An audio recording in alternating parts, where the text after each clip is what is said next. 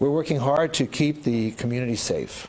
I give my heartfelt thanks to our police officers, our firefighters, our public works employees, and other city staffers that worked hard through the storm to keep the city as safe as possible and to help as many of those in need of assistance as they could. I'd also like to thank partner agencies. We secured airboats and high-clearance buggies from the Broward Sheriff's Office and the Florida Wildlife Commission through the mutual aid of our personnel to use. As of this morning, please continue to stay off the roads. Some streets remain flooded, and there are various roads with broken down cars, and tow trucks continue to remove these to improve traffic flow. Again, please stay off the roads. We also ask residents to be patient, as this was some say, a 1,000-year storm. It even resulted in the National Weather Service issuing a very rare flash flood emergency alert. We expect the flooding to subside through the coming hours and have seen improvements in certain areas. Most areas will need to drain naturally just because of the extreme amount of water.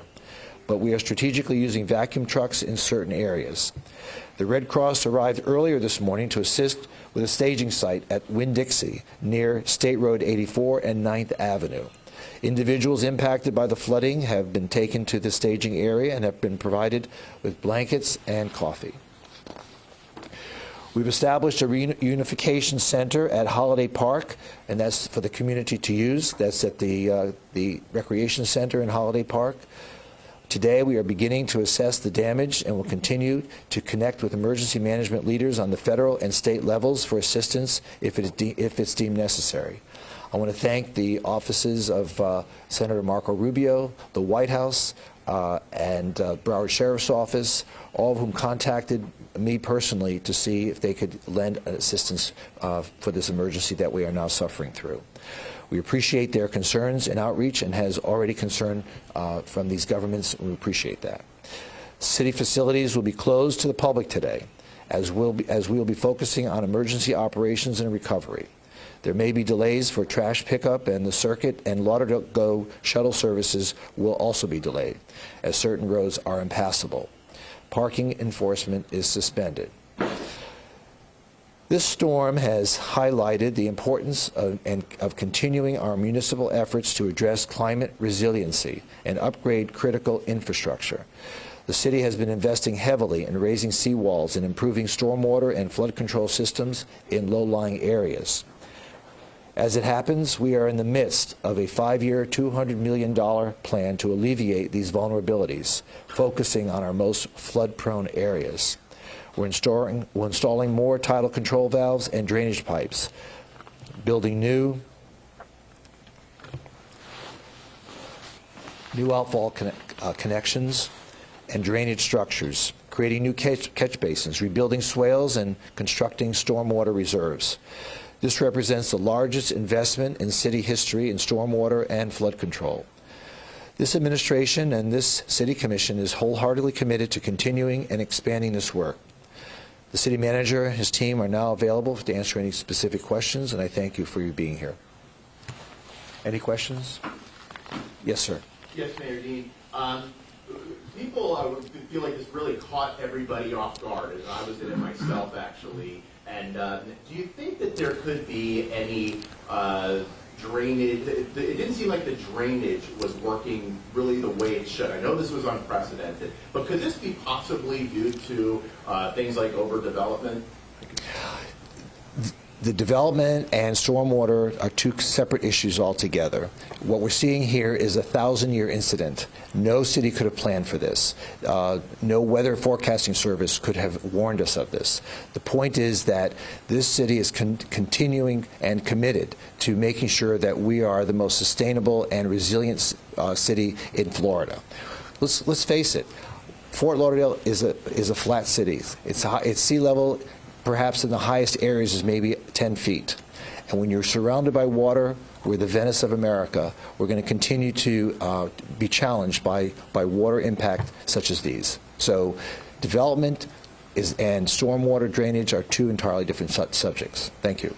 Mayor, when we're talking about people trying to get where they need to go, obviously there are some roads that are taking more precedent over others in terms of the amount of flooding that we're seeing? What are some of those areas that you guys are really focused on in terms of the main arteries that we're just not seeing that water receding the way maybe you want it to and we would want it to? So I will say this, I've driven around the city and there's not one area of the city that has not been impacted. Last night especially, there were roads, almost every part of the city has been impacted.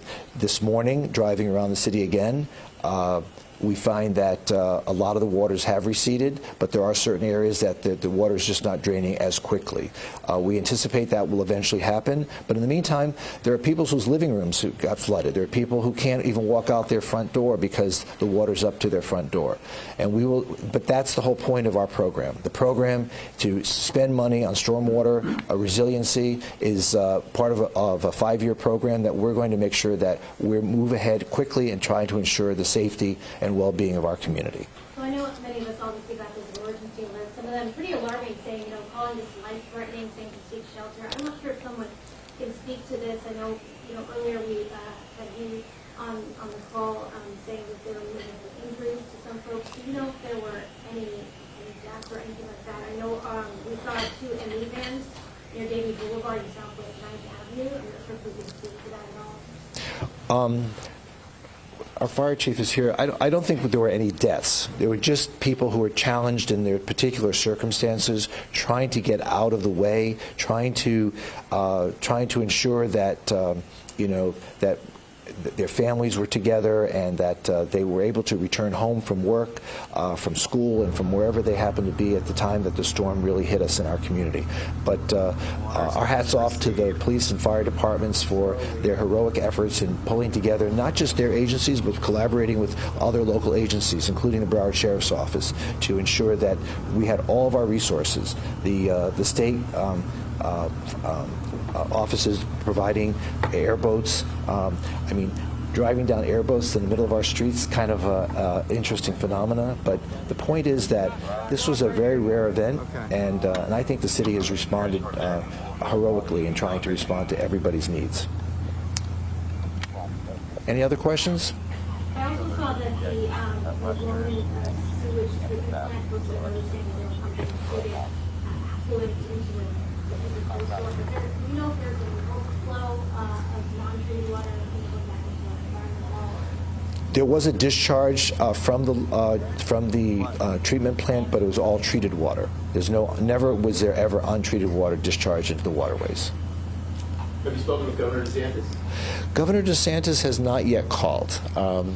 I'm not sure what's going on, but I'm sure he's very interested in what's going on here, and we're happy to work with his office. In the meantime, the state agencies we've been working with them. The Fish and Wildlife Office has been working with us, so we appreciate that. I'm not sure the governor himself needs to be involved, but the state agencies have been very helpful in working with us to take on this challenge. And you said so far there's been over 900 rescue calls. What do you have to say to people that are trapped in their homes, maybe in some places without power, or some of the safety that they need to make sure? All right.